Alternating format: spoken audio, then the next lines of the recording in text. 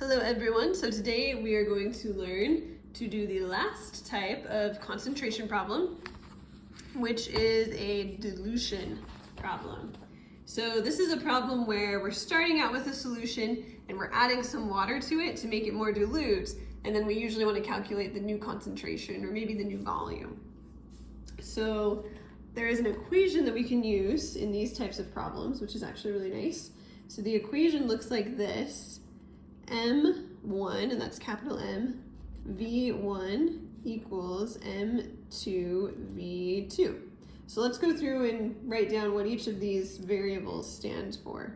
So our M's are molarities. So M1 is going to be our first molarity, the molarity that we're starting with.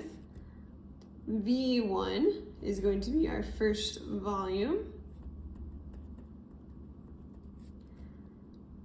M2 is going to be our second molarity. And V2 is going to be our second volume. And the volume can be in any units as long as the two volume units match. So they can both be liters, they can both be milliliters, they just have to match. So let's look at an example, and we're actually going to sketch these problems because it really helps with understanding what's going on when you sketch it. So this is saying we have 100 milliliters of a 2.0 molarity solution of hydrochloric acid. We add enough water to make the volume 500 milliliters, and we want to know now what is the new molarity now that we diluted it. So basically we are starting with 100 milliliters. So I'm going to label this 100 milliliters, and let's write down our concentration is 2.0 molarity. Now it says at the end we have added enough water to make the volume 500 milliliters. So now the volume is way up here, and we want to know what is our new molarity.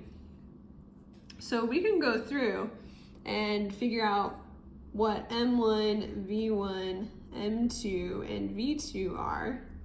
So M1 would be 2.0, V1 would be 100 milliliters, M2 is X, we don't know what M2 is, we're trying to find it, and then V2 would be 500 milliliters.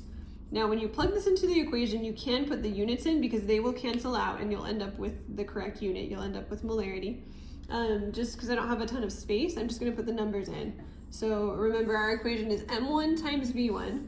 So we need to do 2.0 times 100. And then that equals M2 times V2. So that's going to be X times 500.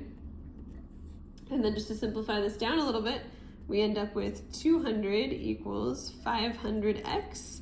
So to get X by itself, we just need to divide both sides by 500. So that 500 will cross out, and my X will end up equaling 0.4 molarity. And that is how you use the dilution equation to find the new volume. And it does make sense, since we added a bunch of water, the concentration should go down. So it went down from 2 to 0.4, which makes sense. Let's do another problem. This one has a slight twist in the wording. It says you have a 400 milliliter solution of NaOH with a concentration of 1.4 molarity.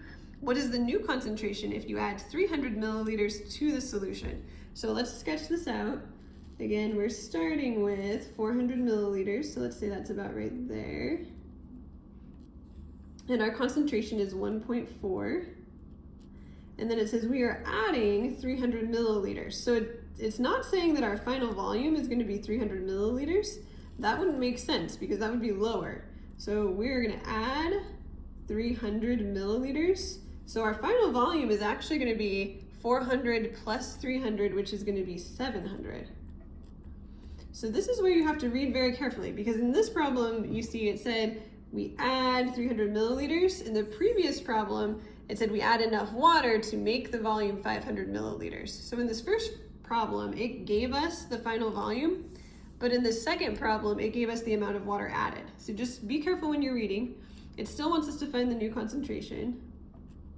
So then we can set up our problem. We've got M1, V1, M2, and V2. So M1 is going to be 1.4.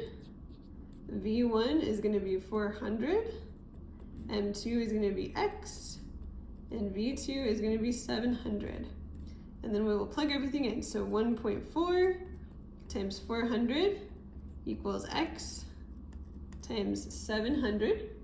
If we multiply this, we'll get 560 equals 700x. Divide by 700. And these 700s will cross out and you'll end up with x equals 0.8 molarity. All right, and that is how we do dilutions. So just figure out which variables are which and plug them into the equation.